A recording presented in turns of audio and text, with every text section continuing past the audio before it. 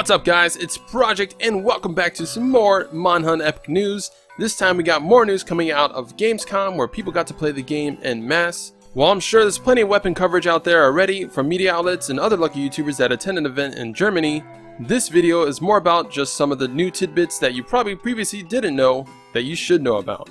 It's hard to get all the new info spread out over various tweets, gameplay, and articles, so I try to converge as much info for you in one convenient short video. So first off is the reveal of eating still being a thing, but this time you also have it in the mission itself at the base camp, referred to as the mini canteen. If you're unfamiliar with this series, eating is just a quirky thing for the Monster Hunter series where you can dine before a hunt to gain additional effects like more health or stamina or even more attack and defense. There's also various other abilities useful for specific encounters or quests.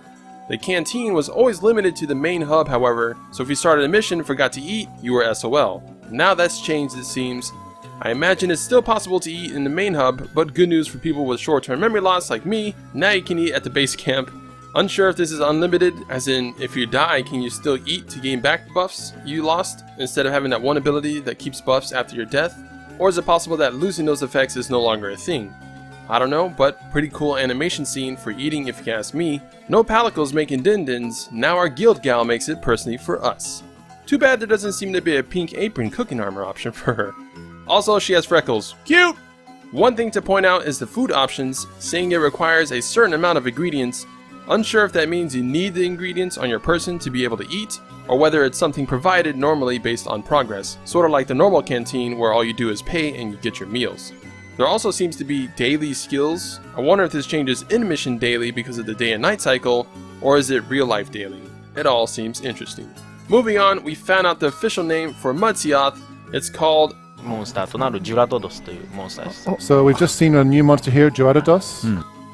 Anyways, it does confirm that it's a new subspecies of sorts to Lavasioth, not Lavasioth itself. Charms are confirmed to be in. It looks like they're similar to the new armor skill system where you gain the effect outright but have certain levels to it. Having more armor or charms of the same piece gives you more benefit of that stat.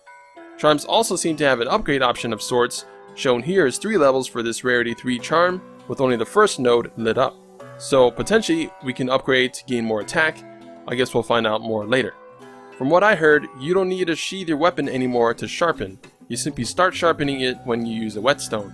So it's a nice quality of life improvement for the slower weapons that take longer to sheathe. There's a confirmed option in the options menu that you can now turn off your helmet, so you can now just view your character's face. I've been asking for this feature for a long time, so I'm really excited that it's finally here. So you can turn off your helmet and have your character run around with their visor off. Next up we found out new Palico abilities, one called Tail Raider, which allows the Palico to ride in or command smaller monsters to help fight against bigger monsters. It's a pretty useful ability to have your Palico equipped since small monsters are kind of a nuisance sometimes. Unsure if this ability commands the whole pack or just one of them. Pretty cute though. The second one was called Flash Fly Cage, which as you might expect, acts like a flash bomb which stuns the monster. Supposedly they'll use it more often the higher their proficiency is. Next up is a new mantle called Glider Mantle. You have more airtime and jumps, practically turning into Mario with a scroll suit on, gliding, and it allows you to mount a monster more easily. Pretty cool for the mounter in your party. The mantle lasts 3 minutes after use with a cooldown of 3.5 minutes.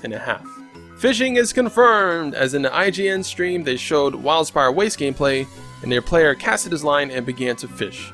You have the ability to throw farther or nearer to you and pick certain spots to throw, so it's not a static spot like last games. Fish also actually look real, and just in general the water graphics look gorgeous. It actually looks fun now to try out occasionally, unlike before where you kind of begrudge fishing quests. In the same stream, it seems the player bullied a small flying monster using a slingshot on it to stun it, so it was lowered to the ground, and then used the grappling hook to latch onto its leg. It then panicked and started flying through part of the level, and is how the player got down to a lower area, an interesting mechanic. Mid-demo, creatures or types of Palicos called Grimalkins or Grimalkins came out of nowhere and RKO Baroth. No, they didn't do that, but a bunch of them popped out of the dirt, then tangled Baroth in some root or web thing and tried pulling it downwards, allowing the player to get in some extra hits in. Kinda weird, but pretty hilarious. Next up is the order of difficulty and time you'll encounter specific monsters. Perhaps this is only the demo, however, they listed Anjanath as being stronger than Baroth, and Baroth stronger than Great Jagras.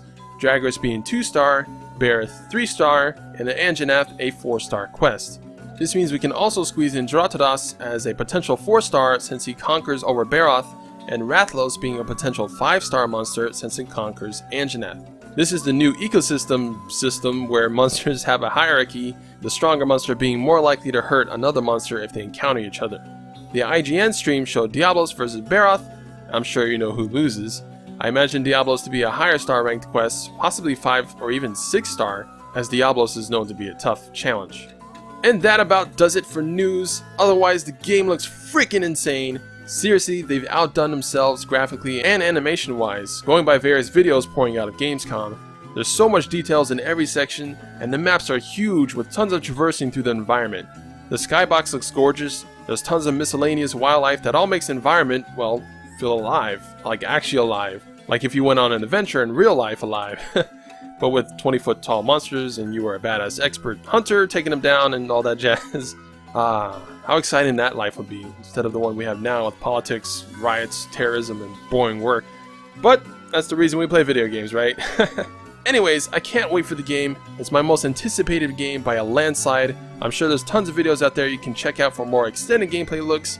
All I can do is provide news, unfortunately, as I'm not blessed enough to go to these events to play them personally. However, I will leave a link in the description to IGN's live playthrough with the developers, since they showcase Wildspire Waste with info from the devs themselves, and it's got a lot of cool footage to see. Nevertheless, if you like this video and are excited for Monster Hunter,